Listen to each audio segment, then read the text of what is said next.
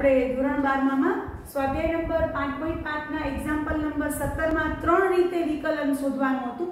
તો પહેલી રીત આપણે ગુણાકારના વિકલનથી શોધી, હવે બે વિધેયોના ગુણાકારના વિકલનથી। હવે બીજી રીત છે વિસ્તરણ કરીને પછી વિકલિત મેળવો।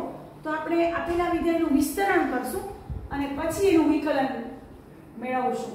તો પહેલા આપણા પાસે રકમ છે બીજી રીતમાં કે fx બરાબર આપણી પાસે છે fx બરાબર x² - 5x + 8 into x3 + 7x + 9। તો પહેલા વિસ્તરણ કરશું, આનું વિસ્તરણ કરીને પછી એનું વિકલન શોધશું, એટલે ગુણાકાર કરવો પડશે। x² પહેલા x3 આ બધા સાથે x ની 5 ઘાત -5x ની 4 ઘાત + 8x3, હવે 7x બધા સાથે ગુણાશે, 7x નો ઘન -35x + 56x, હવે 9 ગુણાશે તો 9x² - 45x + 9 * 72। હવે આ આપણા પાસે જે વિધેય આવ્યું એમાં સજાતીય પદોના સરવાળા બાદબાકી આપણે કરી નાખશું, એટલે x ની 5 ઘાત -5x ની 4 ઘાત 8 ને 7 15, 15x3, પછી x² વાળું 9x² છે, પછી 45x ને -35x એટલે અને 56x, x ની 5 ઘાત 5x ની 4 ઘાત + 8x3, 7x નો ઘન -35x² આવશે અને પ્લસ આટલું સારું 56x આવ્યા, પછી 9x² -45x અને +9 * 72। હવે આપણે સજાતીય પદોના સરવાળા બાદબાકી પ્રમાણે ગોઠવણ કરીએ તો -5x ની 4 ઘાત, હવે અહીંયા ઘનવાળા પદોમાં 7x ઘન આવશે અને 8x, 8 ને 7 15x ઘન થશે, 8 ને 7 15x ઘન થશે। પછી x² વાળા પદમાં 35x² છે એટલે 35 માંથી 9x² જાય, 15 માંથી 9 જાય એટલે 6, એટલે -26x² રહેશે, -26x² રહેશે અને 45x અને 56x એમાં +11x રહેશે અને +72। એટલે આ બહુપદીથી એટલે ગુણાકાર કર્યો, હવે આનું વિકલન કરો।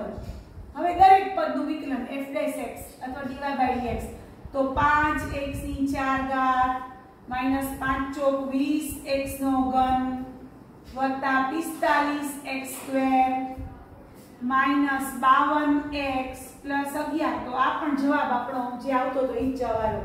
આ કઈ રીત છે કે પહેલા વિધેયનું વિસ્તરણ કર્યું ને પછી એનું વિકલન કર્યું। હવે રીત 3 છે, રીત 3 એ લોકો એમ કહે છે કે રીત 3 માં આપણે લઘુગણકીય વિધેયથી એટલે કે બંને બાજુ આપણે લોગ લઈને કરશું।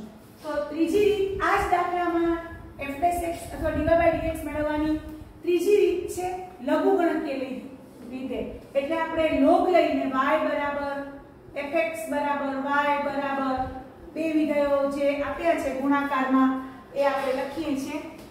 તો x² - 5x + 8 ગુણ્યા x3 + 7x + 9। હવે મારે બંને બાજુ શું લેવાનું છે?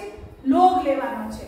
તો log y બરાબર log x² - 5x + 8 ગુણાકાર હોય તો વચ્ચે સરવાળો આવી જાય, log x3 + 7x + 9।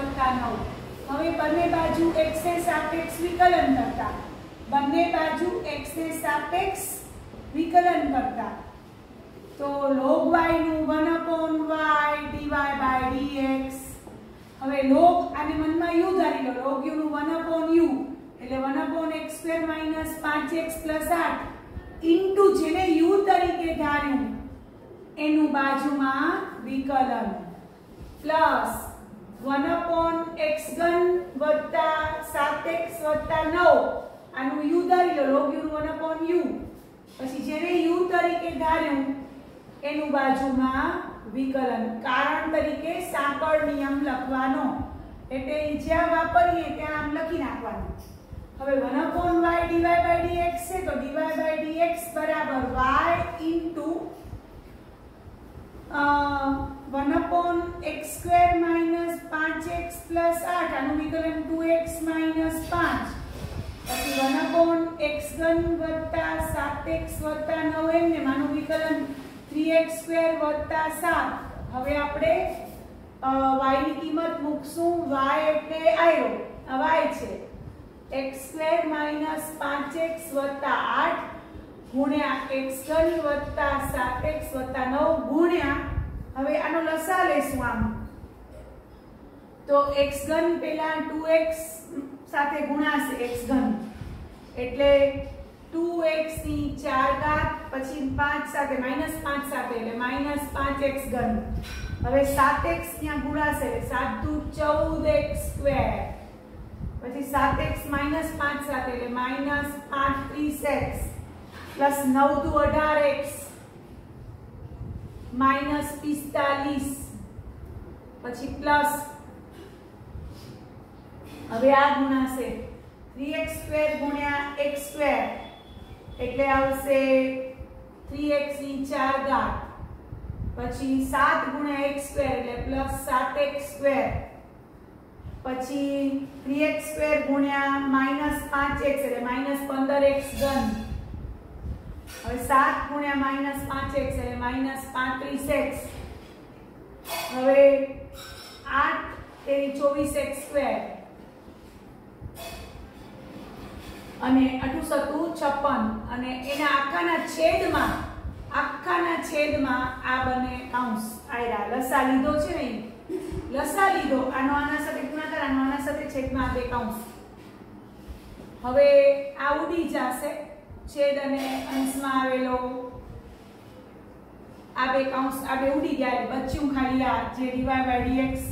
હવે આપણો સજાતીય પદોના સરળ બાદબાકી કરીએ તો 2 ને 3 5x ની 4 ઘાત કેમ કે આ ને આ તો ઉડી ગયા -5x ઘન ને -15x ઘન એટલે -20x ઘન પછી x² 14x² ને 14 ને 7 21x² 21 અને 24 એટલે 21 અને 24 એટલે 45x²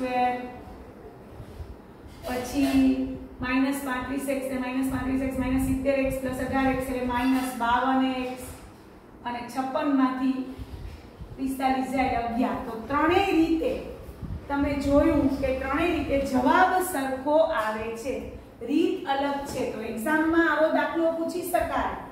એક્ઝામમાં તમને એમ કે આ દાખલો 3 રીતે કરો તો તમારે ત્રણેય રીતે કરવો પડે. 2 રીતે કરો તો 2 રીતે કરવો પડે, જે રીત કરી હોય એ રીતે. એના સિવાયની રીત કરીએ તો માર્ક ન મળે એટલે ખાસ યાદ રાખજો.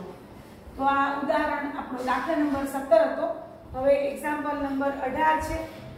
એક્ઝામ્પલ નંબર 18 માં આપ્યું છે એમાં પણ એમ કહ્યું છે કે 2 રીતે દાખલો કરવાનો છે.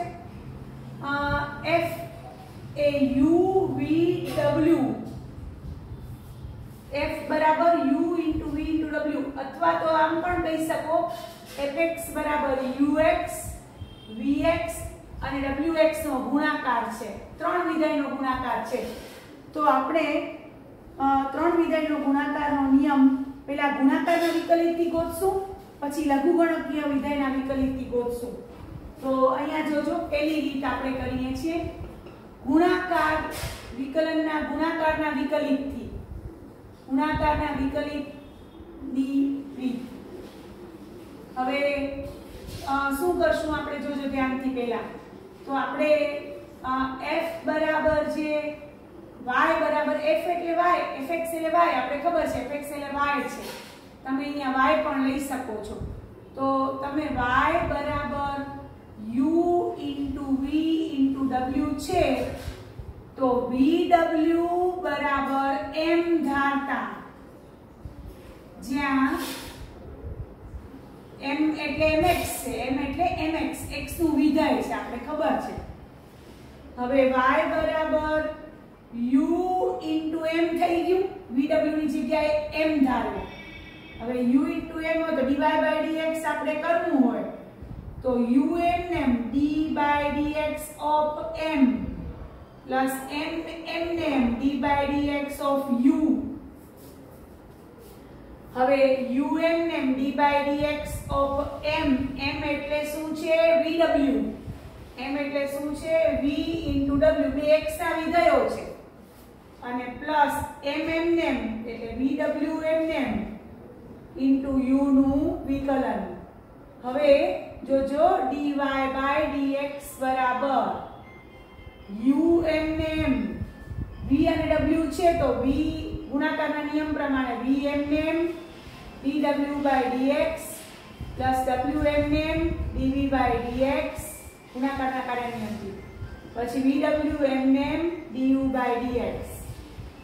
હવે તમે આના સાથે ગુણો તો uv into dw by dx plus uw into dv by dx plus vw into du by dx. તો આ રીતે પહેલું બીજું વિધેય એમને એમ into ત્રીજાનું વિકલન વત્તા પહેલું ત્રીજું વિધેય એમને એમ into બીજાનું વિકલન વત્તા બીજું ત્રીજું વિધેય એમને એમ into પહેલાનું વિકલન. તો આ રીતે તમને ગુણાકારના કાર્ય નિયમથી ત્રણ વિધેયના ગુણાકારના વિકલનનું સૂત્ર મળ્યું.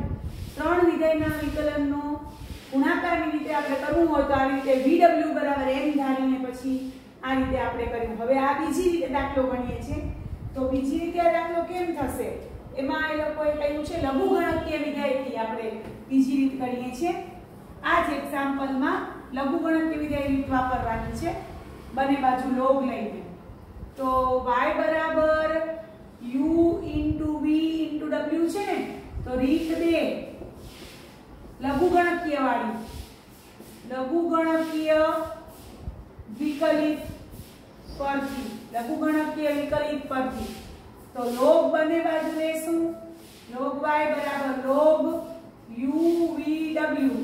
હવે તમને ખબર છે સંખ્યાઓ વચ્ચે ગુણાકાર તો લઘુગણકોનો સરવાળો log u plus log v plus log w બરાબર log y. હવે બંને બાજુ x ને સાપેક્ષ વિકલન કરતા 1/y dy by dx બરાબર 1/u du by dx plus 1/v dv by dx plus 1/w dw by dx.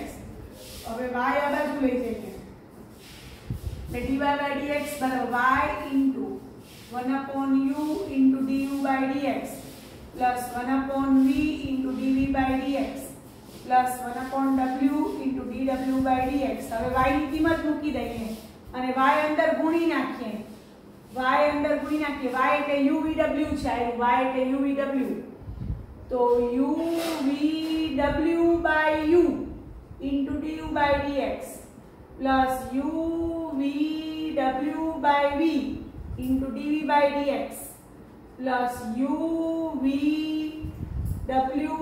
by w into dw by dx. તો dy by dx બરાબર u ઉડી જશે vw into du by dx plus uw into dv by dx plus uv into dw by dx. જોશો તો આપણે જે નિયમ હતો ઈ જ છે પહેલું બીજું વિધેય એમને ઇન્ટુ ત્રીજાનું વિકલન વત્તા પહેલું ત્રીજું વિધેય એમને ઇન્ટુ બીજાનું વિકલન વત્તા બીજું ત્રીજું વિધેય એમને ઇન્ટુ પહેલાનું વિકલન. આમાં સરવાળો છે એટલે ક્રમમાં કંઈ વાંધો નથી. તો આ દાખલો પરીક્ષામાં પૂછી શકાય. એક્ઝામ્પલ 18 એક્ઝામ્પલ 17 જેવો દાખલો તમને કે 3 રીતે વિકલન શોધો 2 રીતે વિકલન શોધો જે રીત કહી હોય એ રીતે જ કરવાનું. એના સિવાયની રીતે કરીએ તો માર્ક કપાઈ જાય. તો તમને મારો વિડીયો પસંદ આવ્યો હોય તો લાઈક કરજો, શેર કરજો, મારી ચેનલને સબસ્ક્રાઇબ કરજો. Thank you very much.